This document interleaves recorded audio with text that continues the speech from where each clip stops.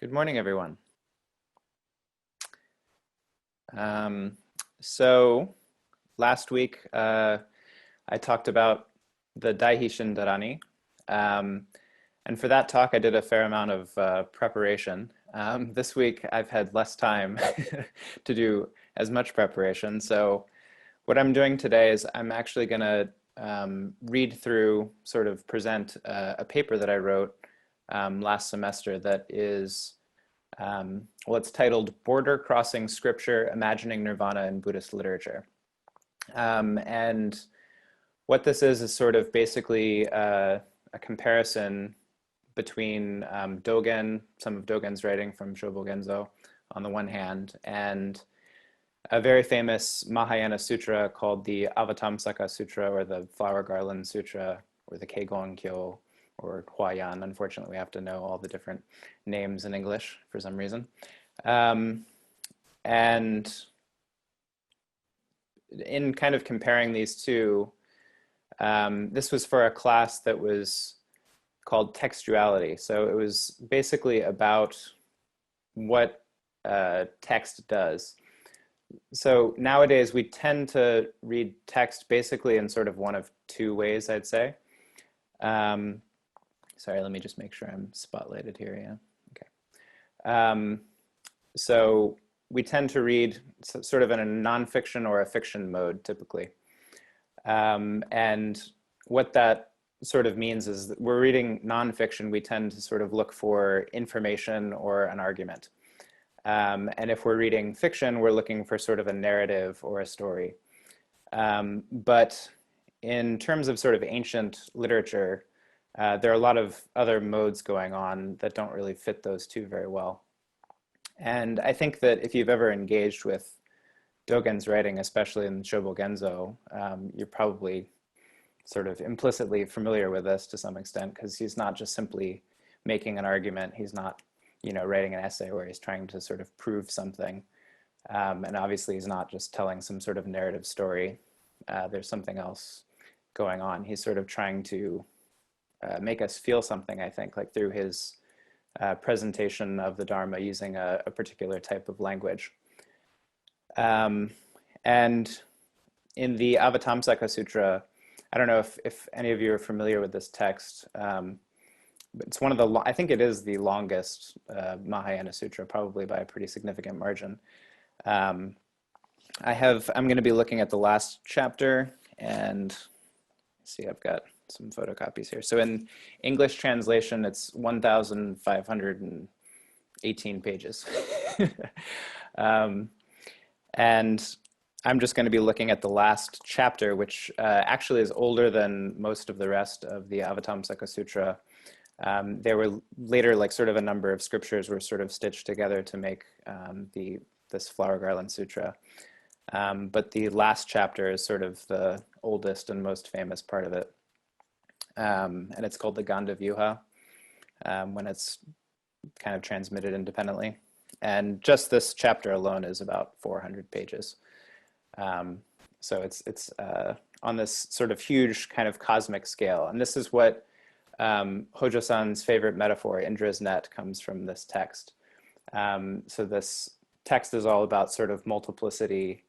The idea of Indra's net, for those of you who may not be familiar with it, if you haven't seen many of Hojo-san's talks, is it's this idea of sort of an infinitely large net. And at each knot of the net, there's a jewel that perfectly reflects all of the jewels at the other knots. And this is, a metaphor for interconnection and the interplay between the absolute and the relative. So, each of us, each sort of phenomenal thing is one of these knots, but we're perfectly connected with all of the other knots through the net. And also, in the reflectivity of each of these jewels, we're sort of, since all of the other jewels can be seen in each individual jewel, there's this metaphor of, kind of perfect interconnection. So the Avatamsaka Sutra is sort of constantly making this point. So just to give you a taste of what this text sounds like, because like I said, it's not making an argument. and it's not just sort of a simple, like, novel type fiction story. So I'm just going to read the first paragraph. And basically every paragraph in this text is a single sentence. And it'll feel kind of overwhelming, but I just want you to sort of get the feel. And, you have to imagine that these things would have been read out loud for the most part. Like, we tend to read, another aspect of kind of textuality is we tend to read silently, but in the ancient world, it seems that that was quite unusual. There, both in East and West, there are, you can find these little textual snippets of people commenting on people reading silently and them remarking on how weird they thought that was. So without further ado, this is the beginning of the Gandavyuha, the last chapter of the Flower Garland Sutra. Thus have I heard. At one time, the Blessed One was in Sravasti, in a magnificent pavilion in the garden of Anathapindanda, in the Jeta Grove, together with 5,000 enlightening beings. That's the translation for Bodhisattva in this text. Led by Samatha Buddha, the universally good enlightening being, and Manjushri. The names of the Bodhisattvas were endowed with perspicacious knowledge, endowed with essential knowledge, endowed with unattached knowledge, endowed with blossoming knowledge, endowed with sun-like knowledge, endowed with moon-like knowledge, endowed with undefiled knowledge, endowed with adamantine knowledge, endowed with unemotional knowledge, endowed with radiant knowledge, star-like, mountain-like, jewel-like, unattached, flower-like, undefiled, sun-like, resplendent, dispassionate, radiant, jewel energy. So these are all just names of bodhisattvas. Great energy, knowledge, thunderbolt energy, undefiled energy, energy of the sun of truth, virtue mountain energy, energy of the light of knowledge, universal glorious energy, universal light energy, earth matrix, sky matrix, lotus calyx, jewel matrix, sun matrix, matrix of virtues, matrix of the ocean of truths, matrix of radiance, matrix of origination, matrix of lotus splendor, good eye, pure eye, undefiled eye, unobstructed eye, all-seeing eye, perceptive eye, observant eye, lotus eye, adamantine eye, jewel eye, space eye, universal eye, celestial crown, crown of jewels which give birth to all Buddhas, crown beyond all worlds, all illumining crown, invincible crown, crown of jewels, illuminating all things in the cosmos, crown of the essence of enlightenment, radiant crown, crown of jewels inset with the lion thrones of all Buddhas, crown illuminating the space of the whole cosmos, crest of the Lord of Brahma, crest of the Lord of Dragons, crest of light emanated by all Buddhas, crest of the essence of enlightenment, crest of most excellent jewels, of the sound of the ocean of all vows, crest of a spew of jewels emanating the halos of all Buddhas, crest adorned with jewels showing the non-differentiation of all surfaces of space, crest covered with a net of the finest jewels representing the light magically produced by all Buddhas, crest of sounds of the wheel of teaching of all Buddhas, crests uttering the names of everything in the past, present, and future, great light, undefiled light, light of undefiled energy, jewel light, dispassionate light, starlight, light of truth, light of peace, sunlight, magical light, celestial light, torch of virtue, torch of knowledge, torch of truth, torch of super knowledge, torch of light, flower torch, torch of enlightenment, torch of Brahma, torch of universal illumination, jewel torch, Brahma sound, ocean sound, earth roaring sound, voice of a world leader, sound of mountains colliding, voice pervading all universes, sound emitted by the ocean of all universes, sound of crushing all armies of demons, sound emitted by all didactic devices of great compassion, sound of stopping the suffering of all worlds and giving comfort, born of truth, born of excellence, born of knowledge, born of a polar mountain of virtue, born of radiance of virtues, born of splendor, born of universal illumination, born of great kindness, born of a store of knowledge, born of the family of Buddhas, glowing splendor, preeminent splendor, exalted splendor, radiant splendor, splendor of truth, splendor of the moon, splendor of the sky, jewel splendor, splendor of brilliance, splendor of knowledge, mountain lord, lord of truth, lord of the world, Lord Brahma, Lord of the masses, Lord of gods, Lord of peace, immutable Lord, mighty Lord, eminent Lord, supremely tranquil voice, unobstructed voice, voice of the earth, voice of the ocean, voice of thunder, voice of the light of truth, voice of space, voice of the roots of goodness of all beings, voice of encouragement of all past vows, jewel awareness, knowing awareness, space-like awareness, unattached awareness, undefiled awareness, purified awareness, Awareness of all times, powerful awareness, all observing awareness, awareness of the ways to reality realm. Beginning with these, there were 5,000 great enlightening beings, blah, blah, blah. So that's the first page and a half of the text. And the whole text is like this. So basically every paragraph is like a long list of incredible detail that you would never want to read in a novel or a paper making an argument. But when you read it out loud, it is actually kind of impressive and like sort of overwhelming and gives you this sense of kind of cosmic splendor. Maybe that was one of the names. And yeah, so that kind of gives you a sense of what this text is like. And in its full form, it's like 1,500 pages of that. And then, of course, on the other hand, there's Dogen, and we sort of have a sense of what he's like already. So with that as sort of a basic background, I'm just going to sort of go through this paper that I wrote. So I'm not going to just read it. I'll sort of like paraphrase stuff. But so we've probably, most of us heard this line that comes from one of the Pali suttas. So suppose a man were traveling along a path. He would see a great expanse of water, with the near shore dubious and risky, the further shore secure and free from risk, but with neither a ferry boat nor a bridge going from this shore to the other. So this is setting up the raft metaphor. Basically, the idea is that the Dharma is like a raft that will take us from the side of the shore that represents samsara to the side that represents nirvana. And once we get to the other shore, we no longer need the raft. So we don't need to be attached to the Dharma anymore at that point.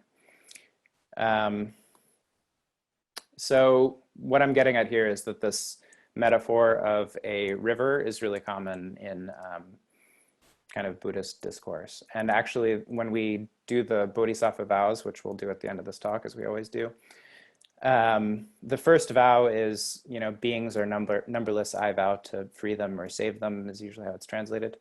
But actually, what this says is not free or save. It says, beings are numberless, I vow to take them across, is a literal translation of what is being said, which I actually kind of like better. I think free and save sound a little bit, I don't know, kind of like too much.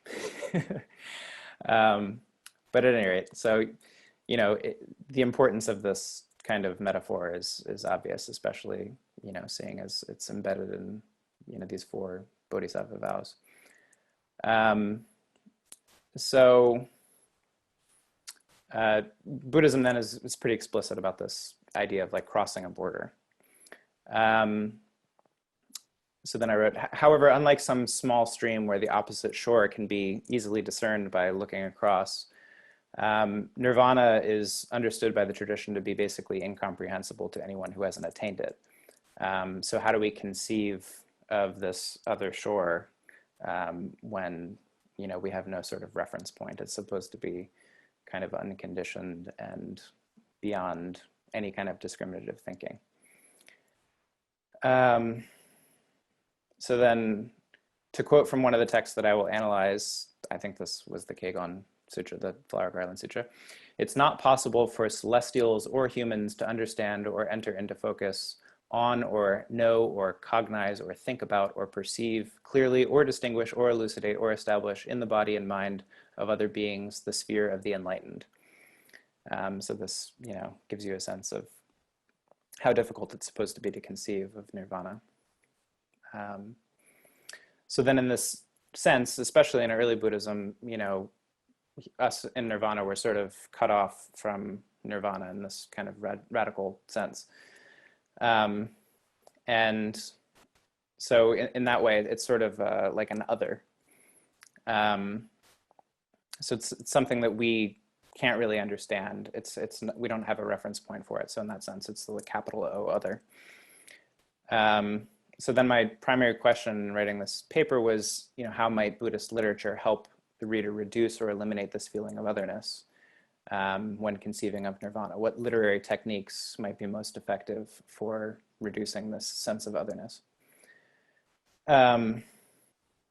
So what I did with this paper was I found this book that is not about Buddhism at all. It's called Fiction Across Borders, by a professor named Shamim Black. And she studies contemporary novels that she calls border crossing fiction. And in this context, when she's talking about others, she's talking about it in the sense that we sort of more commonly use it nowadays in kind of sociology and stuff, which is in terms of gender, race, and class. So, often in sort of racial discourse, we'll talk about how, white people tend to perceive people of other races as sort of wholly other, and they can't really like conceive of, what their lives are like. And this is a big problem in fiction because often like white authors or, authors of any other race will try to depict someone that they're not really familiar with. And you end up with kind of stereotype and cliche, and it ends up being sort of an inauthentic way of portraying, the other. And, as we were reading this book in class, it sort of got me to think about the fact that, Buddhism sort of has a similar problem in representing nirvana. Because unless you've experienced it, how can you really talk about it? And so basically what Black wants to do is not say that it should be totally like off limits to represent the other in fiction. Some people will say this kind of thing that like, if you're white, you have no business writing a book about, a Black person's experience or something like that. So Black doesn't want to make that claim. She just instead wants to say that there is a particular sort of way that you have to go about it to be, sensitive and authentic with what you're doing. And so basically what I did in this paper was take the points that, she laid out for border crossing fiction and tried to apply them to Buddhist literature to see if the same sort of criteria were being met. Okay, so then continuing, if we talk about Buddhism as a whole, conceptions of how nirvana and samsara interact vary quite a bit. So in our tradition, we tend to be what's called sort of an innatist kind of tradition. So that is that nirvana is sort of an innate feature of samsara, actually. So nirvana is already here. We can participate in it or not. And through our practice of shikantaza, we participate in nirvana. That's sort of the way that we tend to understand what that means. Of course, in early Buddhism, it wasn't conceived of that way. You had to practice for lifetime after lifetime. And, if you continued for enough, a sufficient number of eons, you would attain this state of nirvana. And then, after your life was over, you'd cease being reborn in samsara. So, of course, the river metaphor itself is kind of a, constructivist type idea. This latter idea that you have to practice for a long time in order to attain nirvana. For us, with kind of Dogen Zen, it might not even really be appropriate to talk about a river. Maybe it's like a little trickle or something that we can kind of step over, hop from one side to the other. It might be a better metaphor in our case. So yeah, the Gandhavyuha Sutra that I was just reading from, that is the last chapter of the Flower Garland Sutra, has sort of elements of this constructivist idea. So actually, despite the fact that it doesn't sound like it has a plot, it does have a plot, it just happens very slowly. And what happens in the story is it's basically about a boy named Sudana, and it's basically about his path to awakening. And Sudana meets Manjushri, the bodhisattva of wisdom. He's the bodhisattva that we have enshrined in the Zendo. And Sudana is very impressed with Manjushri, and Manjushri basically sends him on this quest to, practice and learn about the Dharma. And so Sudana visits what are called 53 good friends, or sort of spiritual friends, might be another way to translate it. And some of these episodes are really pretty interesting and entertaining. And one of the things that's sort of unique about this text is a lot of the 53 friends are women, including a sort of awakened prostitute being one of them. So it's kind of a progressive text, I guess, for its time, especially since there's a lot of misogyny in some Buddhist texts. So at any rate, once he visits all of these 53 friends, he kind of meets, so it's Maitreya is the one who kind of like takes him over the edge. So Maitreya is the future rebirth, or not rebirth, but the future Buddha after sort of, the tradition says that after all knowledge of the current Buddha dies out, that Maitreya will be reborn on earth and become the next Buddha, is sort of the way that it's traditionally talked about. And he's supposed to be currently residing in this Tushita heaven, which is where Siddhartha Gautama was before he was born on earth, allegedly. So yeah, at any rate, so he meets with Maitreya, and there's this very Indra's net sort of style moment where there are all of these kind of towers within towers. It's sort of similar to the Indra's net type moment, and he kind of attains this awakening. But within that, he's supposed to have practice. There's all this crazy stuff going on. Like he goes into the pores of Maitreya, and within each pore of his body, there are like multiverses, and he lives for like eons in each pore of his body, and there's all this crazy stuff going on. But anyway, so it's sort of like he does have to practice for a really long time, but it's kind of compressed in this weird way where time and space don't really make sense. So so in that sense, it's constructivist. He has to practice for eons inside of the pores of Maitreya. But the Shobogenzo, I think tends to be more sort of fully innatist in the sense that, practice and awakening are one. So we don't really have this sense that you have to practice for a long time. I mean, of course, Dogen will talk about continuous practice and the fact that we need to constantly be practicing to actualize, nirvana within samsara. But at the same time, it's already here. It's not like it gets here more the more we practice. It just continues being here as we practice. So let's see. So at any rate, in that sense, there's a contrast between these two texts, right? So one is, in the case of the Shobogenzo, is quite innatist, that nirvana is already here, whereas the Gandhavyu has elements of that, but at the same time, there's still this kind of progression that's going on. Okay, so there's another sort of article that I allude to in here. There's an interesting article called The Harassed Reader in Paradise Lost. So I don't know if any of you had to read Paradise Lost in school or anything. But he sort of makes this argument that John Milton, the author of Paradise Lost, is kind of constantly messing with the reader of that story in a way maybe similar to the Gandhavyuha. And the reason that he says that this happens is, in the author's words, how does a poet provide for his audience a perspective that is beyond the field of perception?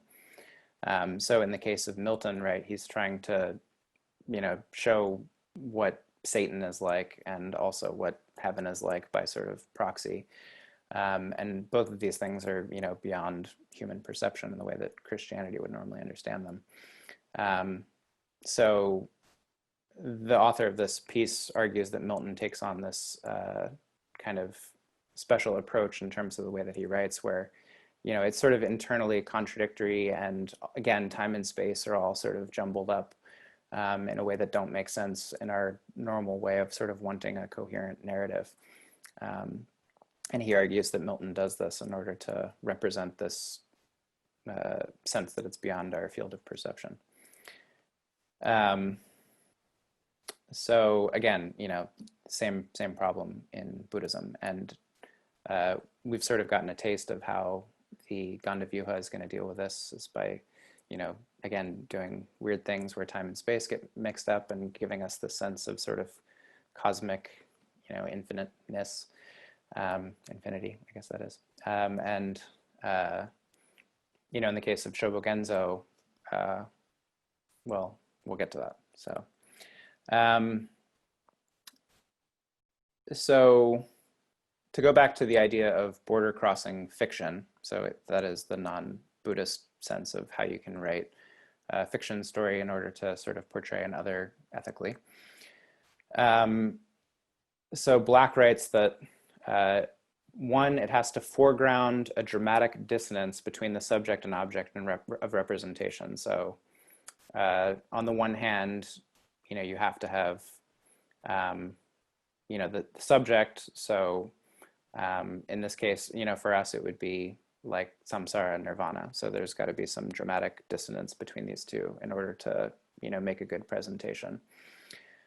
And second, it seeks to surmount these productions of social difference. So that is, it creates a dissonance and then kind of breaks it down.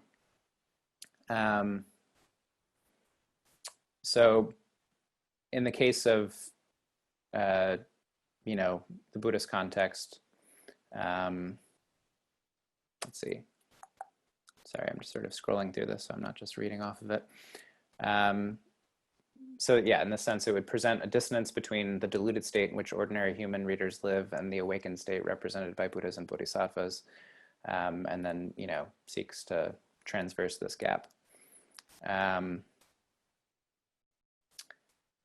So, and I think that, you know, both of these, Shobogenzo and the Gandavyuha, both do this.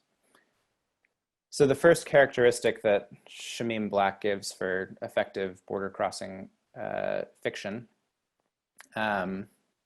is a recognition of selfhood and language as socially shaped. And of course, this is sort of built into Buddhism. So, you know, in Buddhism, of course, we have the concept of no self. That is that, you know, everything about us as, you know, apparent individuals is dependently arisen based on causes and conditions, and we're constantly changing. So in that sense, you know, everything about us is socially shaped. And if we rework this to, again, the Buddhist concept, you know, it could read instead, a recognition of selfhood and language is shaped by, you know, a position outside of nirvana. So, you know, in setting up the dissonance, often we have to, you know, be on one side of the stream in order to perceive the other, but then in the process, we're going to break that down. So let's see. So how then do Shobogenzo and the Gandavyuha do this? Recognize that self and language are shaped by our position in samsara, and secondarily, how do they emphasize the, you know, fluidity and provisionality of the self? So in the Gandavyuha, there are, you know, several episodes in the text that you can point to where the, you know, kind of constructedness of the self is brought into focus. And I mentioned this episode with the towers that's sort of similar to Indra's net. So when Sudana, the main character of the Gandavyuha, when he meets Maitreya, he, you know, comes up to Maitreya's tower, and it's described as being as measureless as the sky, as vast as all of space, adorned with countless attributes. And then he enters the tower and he sees within it that there are in fact, quote, hundreds of thousands of other towers similarly arrayed, each as infinitely vast as space. So after seeing this, his mind becomes exceptionally clear. He, is portrayed as bowing in all directions, and then, quote, by the power of Maitreya, Sudana perceived himself in all of those towers. So, again, this is similar to the jeweled net metaphor. So we have this infinite array of towers that, stretch on as infinitely as space, and Sudana is, able to perceive himself in each one. So there's no separation between self and other. And in Shamim Black's terminology, she uses a sense of what she calls a crowded self. And she said in writing, ethical border crossing fiction, the reader and the characters should have this sense of a crowded self where they don't just feel like, on one side of the divide and everyone else is out there and being other. You should feel the characters, each one of the characters sort of within yourself, be able to identify with all of them. And she describes this as the borders of the self jostling against the edges of others, and this mediating position allowing for the contours of each to become more porous and flexible. Then in the case of Sudana inhabiting other selves in the tower episode, the porosity of the self is taken to an extreme and goes beyond mere jostling to include actual inhabitation of other selves. The episode in the Gandavyuha ends with Maitreya snapping his fingers and saying to Sudana, "This is the nature of all things, characterized by non-fixity. All things are stabilized by the knowledge of bodhisattvas, thus they are inherently unreal and are like illusions, dreams, and reflections." So Maitreya sort of, I guess I didn't really explain there. So in this, Maitreya is sort of putting a spell over Sudana to make him like feel that he's inhabiting all of these other selves. So when he snaps his fingers, it sort of pulls him back out. And then he, gives this line that, the self is illusory, given that, we can actually sort of see our interconnection with all other selves. So one of the lives that Sudana witnesses during the episode of these towers, where he's kind of feeling himself in each one of these different towers, is Siddhartha Gautama, the Buddha himself. So, even the separation between the self and the Buddha is broken down. We're not ultimately distinct even from the Buddha himself. So this sort of continues when he meets the next spiritual friend on his journey. This is Samatha Buddha. And here we have, one of these scenes where this like idea of porosity becomes literal, and Sudana actually enters into Samatha Buddha's body through his pores and proceeds to live for eons in infinite numbers of Buddha lands, bringing countless beings closer to awakening.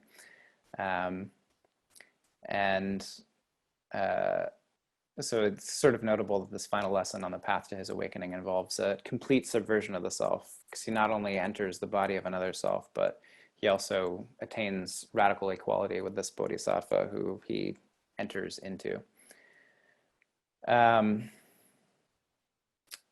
So on the other hand, if we look at the Shobogenzo, we see something, kind of different, obviously, going on.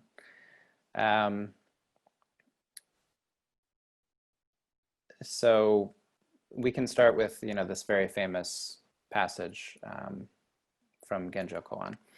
So to study the Buddha way is to study the self. To study the self is to forget the self. To forget the self is to be verified by all things. To be verified by all things is to let the body and mind of the self and the body and mind of others drop off. There is a trace of realization that cannot be grasped. We endlessly express this ungraspable trace of realization. And it's notable too that, the word for self that Dogen uses here is jiko, rather than like the ego-centered self. He's talking about this kind of broader sense of self. So in this quotation as well, Dogen is clearly conveying that the self is also constructed and, confirming this Buddhist principle of no self. So there's ultimately no separation between what we perceived as self and all of the myriad things that we, prior might have believed to exist outside the self, that they're radically interconnected. So we find that the dropping away of our self is, the dropping away of other selves. This is comes up a lot in Buddhist discourse, but, for example, when the Mahayana texts will write about the Buddha's awakening, they'll say that he awakened with all beings. It wasn't just the Buddha alone who awakened by himself. The whole universe was awakened simultaneously because there's no separation. And so in this sense, that there's no longer an other. There's no longer an interior and an exterior. So in the same way that Black is sort of saying that we need to do this with fiction to, make it clear that there's no real separation between the portrayer and the portrayed, or, the character that you might be instinctively more comfortable with and the one that you're not. In the same way in Buddhism, that's really important to break down this wall between the self and other.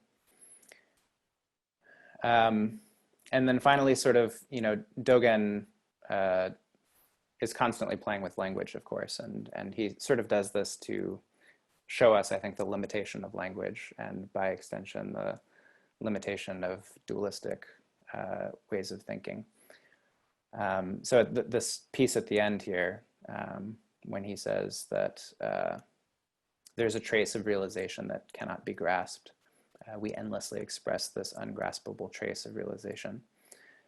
So although this realization, leaves a trace that is ungraspable with words, we nonetheless constantly express it without words. And the second sort of characteristic here is, the second characteristic that Black gives is that the act of imagining others requires actively reimagining one's own social location. As in the context that she's talking about, it's important to reimagine your social location. For our purposes in Buddhism, though, what is required of us is that we reimagine our position as being in samsara as opposed to nirvana. So we typically think of ourselves as being deluded and, very far away from nirvana. So what these texts, both Dogen and the Gandavyuha, are trying to do is to force the reader to sort of reimagine themselves as, partaking in nirvana. In this super long Gandavyuha, you're following this character around Sudana, who's just like sort of a normal boy, more or less, at the beginning. And you're following him along, and at the beginning he's just seems like kind of a normal guy, and by the end, he's inside the pores of Maitreya, and you're kind of following him along for this ride.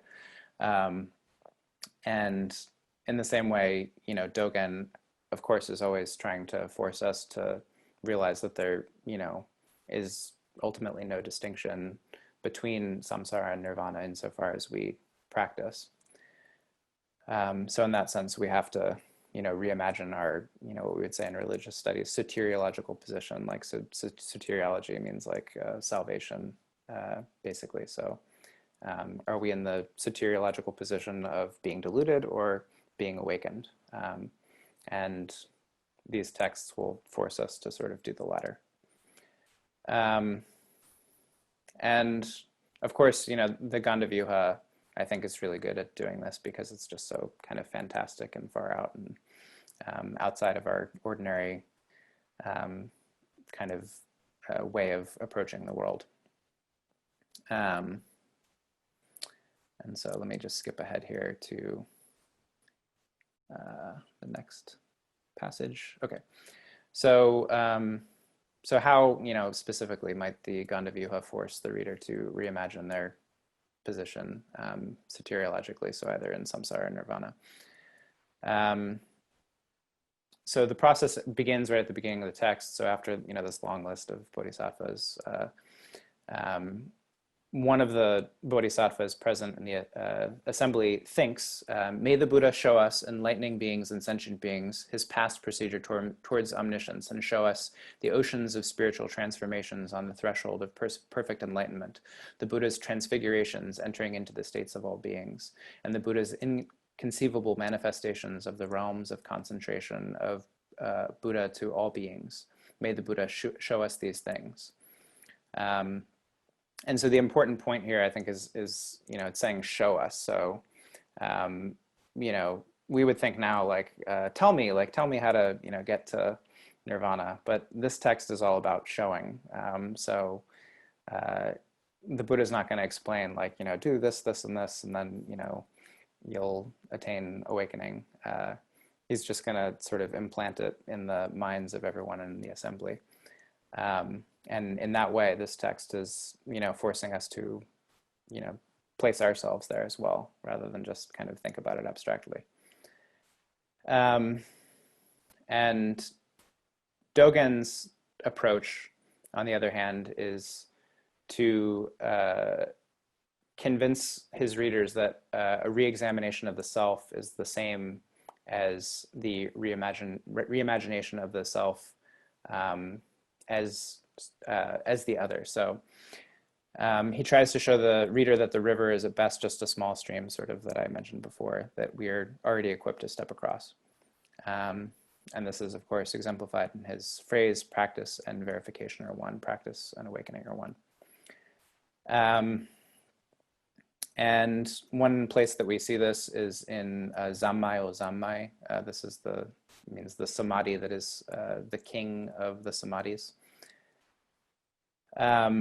And here he writes that the Buddha's sitting for 21 days, or his occasional sitting in the lotus position itself, was nothing but turning the wheel of genuine Dharma. This sitting is the essence of the teachings of his whole lifetime. It is perfect, lacking nothing. The sitting is all of the sutras. This sitting is when Buddha sees Buddha. At this very moment of sitting, sentient beings become Buddhas. So here, especially in that last line, I think we can see that he doesn't think that there is this big gulf between samsara and nirvana. At this very moment of sitting, sentient beings become Buddhas. So reimagining, it's not even a case of really reimagining ourselves as being in nirvana, because we're already there. All we have to do is sit down, and it just happens of its own accord. And then he continues, few people have clarified the fact that sitting is the Buddha Dharma itself, that the Buddha Dharma is nothing but sitting. Even though some have understood through experiences that sitting is the Buddha Dharma, none have known that sitting is just sitting. Much less have there been any who have maintained the Buddha Dharma just as the Buddha Dharma. So this is very classic kind of Dogen style here.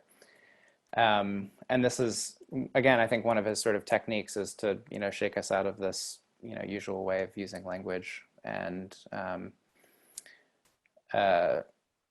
so what he'll do is, normally when we make a statement in the form of X is Y, we are, already presupposing the duality between these two things, right? So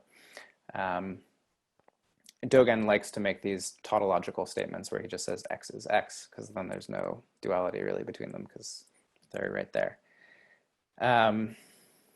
So, in this case, he's telling us that sitting is the Buddha Dharma, which is, X is Y, so there's kind of a separation there. But then he tells us that sitting is sitting, and Buddha Dharma is the Buddha Dharma, and the latter two are the more profound kind of realizations. He says few have realized this, even though some might have realized that sitting is the Buddha Dharma. And the latter two statements include the former one. So just by saying sitting is sitting, that other side, that sitting is the Buddha Dharma, is already included there. He does this also in the Mountains and Waters Sutra, the Sun Suikyo. So he says, an old Buddha has said, mountains are mountains and waters are waters. These words do not say that mountains are mountains. They say that mountains are mountains. So, I think that there's kind of a certain amount of comedy, maybe. I don't know if it was intentional. I think kind of in this statement, it seems like it had to have been. So it's sort of like almost a double tautology. It does not say that mountains are mountains. They say that mountains are mountains. So even if we are getting stuck on the fact like, oh yeah, I figured it out, X is X and, therefore X is Y, he's reaffirming this fact that no, like really there is no separation. You really have to see it that way. So, all right, so I've already kind of gone on for a while now, so I think I'll stop it there. As I said, my preparation for this talk was less than the last time, so it's just sort of like ad-libbing to some extent, but hopefully there was something in there that was interesting for you all, and if there are any questions, please feel free.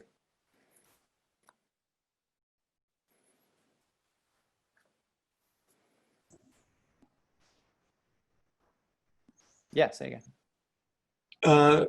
That was an interesting phrase that you used. What was it? Crowded self, the crowded self. That reminds me a lot of, what Dogen often says about advancing with all beings. I mean, that notion of being with everyone else. And so that's in a sense, it's a crowded existence in a way. Yeah, absolutely. When, I read that book, I was really just struck at, it sort of almost seemed like a Buddhist text to me, even though it had nothing to do with Buddhism on its face. Yeah, and also, Dogen's idea of, all beings sort of coming through the self as opposed to projecting, the self onto all beings in Genjo Koan also gives this sense of, yeah, the crowded self. So, everything is just kind of coming through us. So yeah, I agree with you. Also, I have a question. When you were talking about the person who was commenting on Milton, I didn't understand who that was you were mentioning. So he's a I don't know what his job title would be exactly, like a literary critic maybe. His name is Stanley Fish, and yeah, he wrote this paper called "The Harassed Reader in Paradise Lost," which is pretty interesting.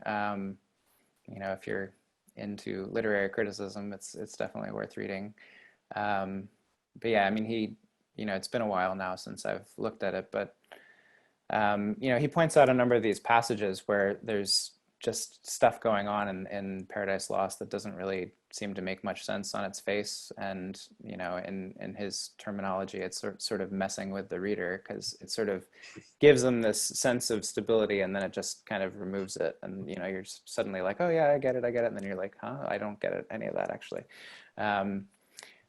So that's John Milton's way, according to Stanley Fish, that's John Milton's way of sort of displaying this sense of sort of the incomprehensibility of the divine, and there's some similar techniques I think that happen in Shobogenzo and the Kanda Vyuha. Thank you. It was a very, very interesting talk. Very rich in ideas and associations. Thank you. Yeah, no problem. If a little disorganized maybe, but yeah, Brian. Hi, yeah, let me echo what Sagan said. Thank you for presenting this. I have a question regarding either in Black's writing or any of the various things. This is about kind of what the producer of the texts might be doing, the authors, harassing the reader, for example. But is there in any of this that you've looked at any sort of suggestions for the reader as to how we might better utilize or better approach our engagement with these things? Yeah, I think that's a really good question. Black, is more explicitly interested in how an author can be, ethical in portraying others in fiction. She doesn't talk as much about the reader, other than in the sense in which the author can make the reader feel a certain way or perceive things in a certain way. Another thing that we talked about in this class, though, is that you know, there's also sort of no separation between writer and reader. And, you know, we often think of the meaning of a text, you know, like we have to dig out the meaning that's embedded in there. But, you know, actually the meaning occurs in between the reader and the text. It's not in the text. It's somewhere in between, because every person has a different, you know, set of causes and conditions that's going to, you know, make them read a text in a different way. But I would say, you know, from, you know, in the class, I led the discussion on the Gandavyuha, which I've looked at a few times before. And, you know, it was kind of funny because most of the people in this class, you know, they're in religious studies, but they, you know, do other traditions. And so most of the people read this and they were just like, yeah, you know, I couldn't figure out what was going on. Like, you know, it just seemed like a bunch of long lists and strange words. And, you know, what it sort of turned out is everyone was trying to read this for plot. You know, they were like, how do I, you know, extract the plot from this thing? They're not reading it for like sort of feeling or something like that. So, you know, if I had a recommendation, you know, I would say that we really have to remove our preconceptions about, you know, what a text should be when we investigate something, and try to read it in different ways than what we're used to. And I think that this is really fruitful with Dogen especially, because so many people I think in our tradition will pick up Dogen and just try to like, you know, read through it like, you know, and where's the, you know, plot, you know, what argument is he making? But so much of it is, you know, happening on different levels than that. And I think what he's trying to do is to subvert, you know, that kind of way of reading basically. So yeah, I guess just kind of having a radically open mind when reading a text. Thank you.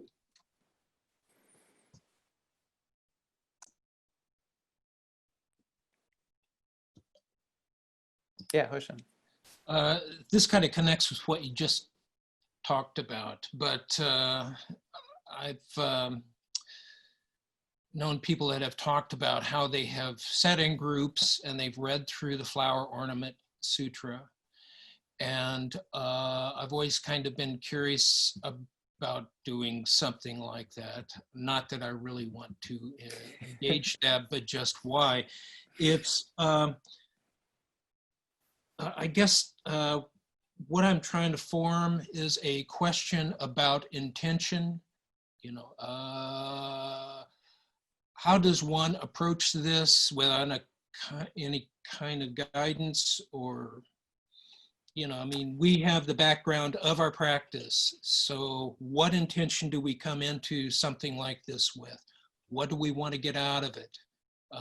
You don't want to just go in there and start reading, because I think you go blind. So, you know, a sutra like this, read like a sutra, you know, like and I didn't hear your talk last week, but you were talking about the Dharani, which has been kind of obscure for me and apparently obscure for Hoja-san even. So approaching something like this, a sutra, what's the intention? Different sutras, different intention.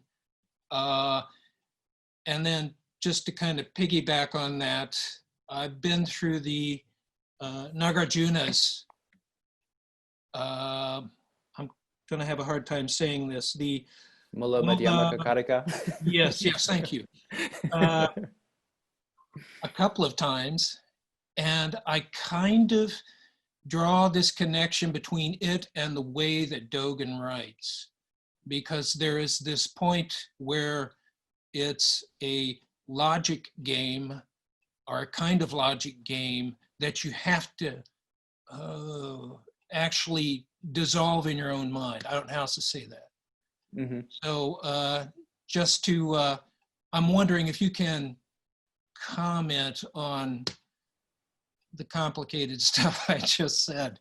Yeah, definitely. So, you know, that was one of the reasons that I'm kind of like unhappy giving a talk like this. You know, again, it was just because I didn't really have that much time to prepare, and I already had this paper ready so I could do it.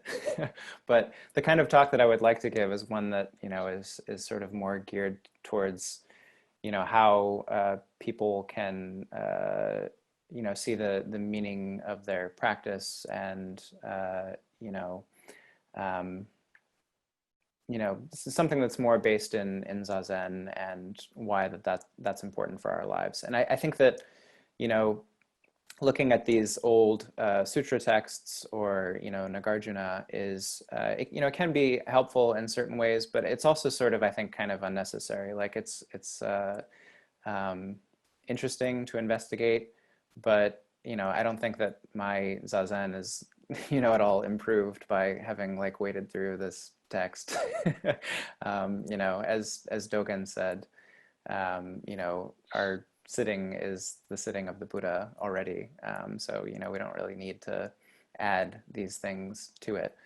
But yeah, that being said, I think that each kind of text has its own orientation. And in the case of Nagarjuna, he comes out of like Indian philosophical schools, which are kind of hyper logical. And I'd say even like more so than Dogen. He's using like established Indian norms of logic to make an argument, and because it's sort of abstract, it comes off as being pretty strange, I think. But most kind of scholars argue that he's following these sort of set patterns of how to make logical arguments, similar to sort of like Aristotelian logic in the Greek tradition. The Gandavyuha is like totally different, of course. Like, it doesn't care about logic at all. It just cares about sort of making you feel this cosmic interconnection and the vastness of space and time, and also their kind of complete availability to us. And that's why I think reading it out loud is really important. If you try to read a text like that, like you said, you both go blind, but also you just can't follow it. Like, if you're reading it silently, you wouldn't read through that whole list of bodhisattvas. You would just say, okay, he's listing a lot of bodhisattvas, then you'd skip the paragraph,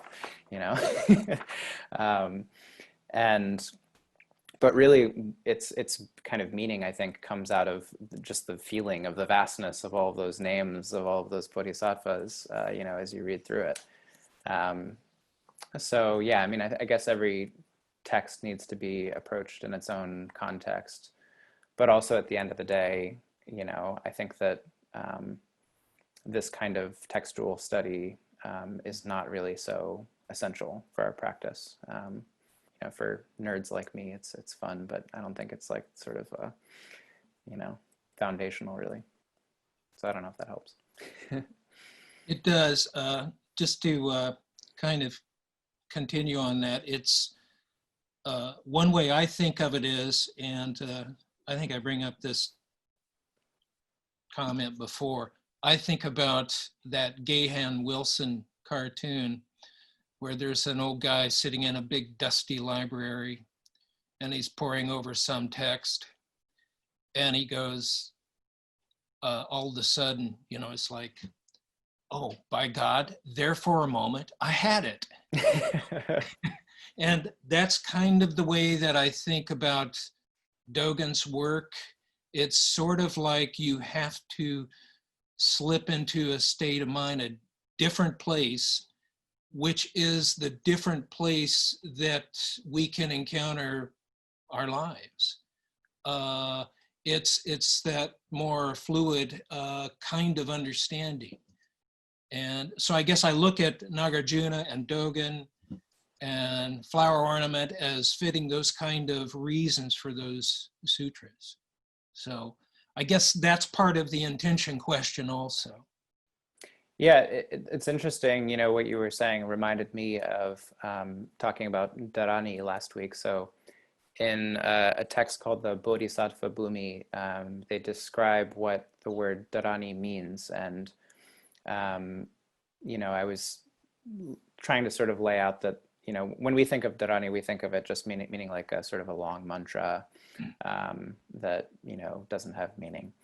And that's one of the meanings of the word Dharani, but originally it meant something like encompassing grasp. And so in this text, they're saying that there are four kinds of dharani. And the first is, dharani of the Dharma, I think. So like, having an encompassing grasp of the teachings. And then the second one is, a dharani of the meaning. So having an encompassing grasp of the meaning of those texts. And, we're sort of gradually going up here. And then the third one is the dharani of mantra, which is, a little bit more abstract, but I think the idea is, being able to sort of use the power of those meanings in our daily lives and in our practice. And then the fourth one is the dharani of patience.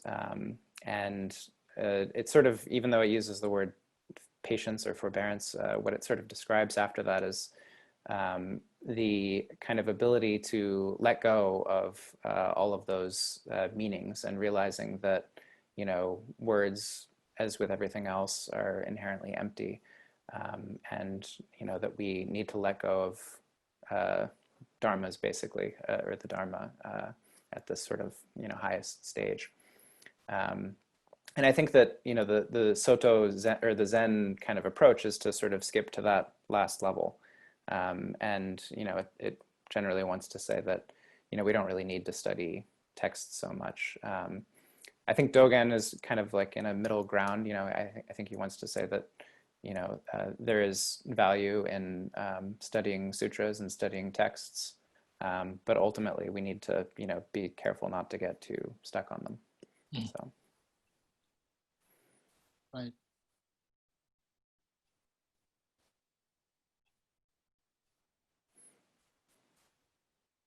So anything else from anyone today? Yes, again. I thought it was very interesting, the basic point of your talk. It seems to be, that letting go of that separation between self and others. And, bringing that back to our practice, when we're sitting, there are moments where we're sort of divided into a subject and object, a subject observing object, or confronting an object or other. And in a sense, at the moment where that sort of dissolves, then there's really just one mind. And I think that's kind of the basic point of what you're bringing out in your talk here. Would you say that's true? Yeah, certainly. Yeah, I definitely think that, this idea of separation, of course, is something that we naturally do as, biological sort of creatures in the world. We want to protect this thing and, interact with those things in a way that's advantageous for this thing. And so, it's very hardwired. And in sitting, we can let that go in a way that we, otherwise can't really do. And, whether it's explicitly about sitting or not, in the case of these texts, we're always being encouraged to do that, I think. And, the other thing that I didn't mention, this kind of strays away a little bit from the question, but, Shamim Black is talking about the other in sort of a racial or gendered sense. And I think our practice really has a lot to say about, like sort of the current situation in the US with the Black Lives Matter movement. And, Shoryu sort of talked to this a few weeks ago. But I think one thing that I'd add is, sometimes like one of the arguments that people will make is like, oh, well, the sort of all lives matter argument basically is that, we should be colorblind. And this is sort of like the absolute view, or the view of emptiness, right? That there's no separation between self and other. But, on the other hand, we do sort of have to recognize that we have different experiences, and that's sort of the, constructed side, the conventional side.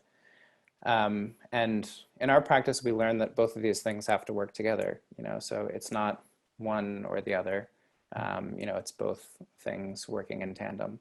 And I think that that's really instructive. I think if you try to, I think the sort of liberal discourse is more towards the conventional side right now, that's like we have to recognize these differences. And, you know, this idea of universality is just like sort of a lie. And, you know, I think that that's an important maybe push to make, but I think ultimately, you know, it's true that these two things kind of have to work together in order to be kind of healthy in a societal sense. In a sense, it really brings us back again to the basic point of the Sandokai, the oneness and multiplicity, sort of both. I mean, the synthesis or a harmony of those two things, those two elements. Yeah, exactly.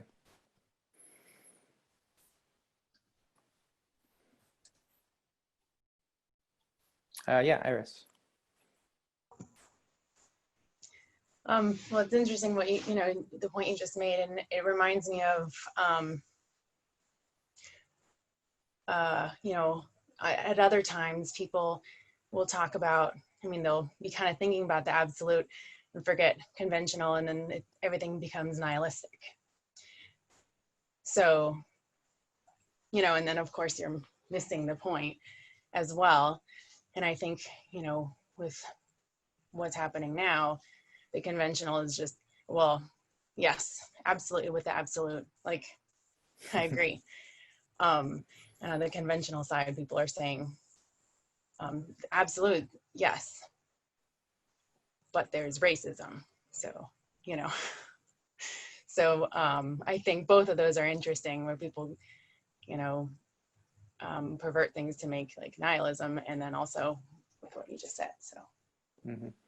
Yeah, I mean, I think that on the, you know, one hand, you know, one of the like sort of counter arguments, I guess, that people will make, and that, you know, we sort of heard after Shoryu's talk, was that, you know, if we kind of acknowledge difference, then like that itself is racism, you know, people will say, or prejudice.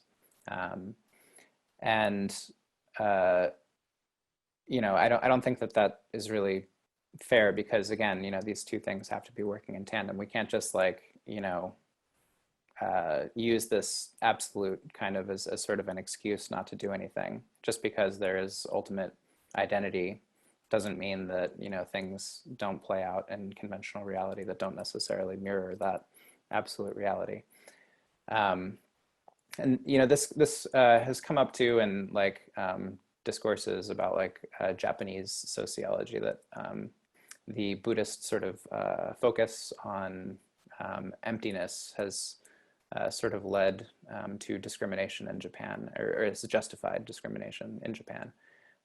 You know, because, you know, your lot in life might be really bad and someone else's might be really good, but, you know, ultimately there's no real like difference between those things. So, you know, you should just sort of accept it. You know, this is sort of like an argument that has been made historically in Japan, and obviously that's problematic. So, you know, I think these two things always have to be working together. We can't just stick to one side or the other.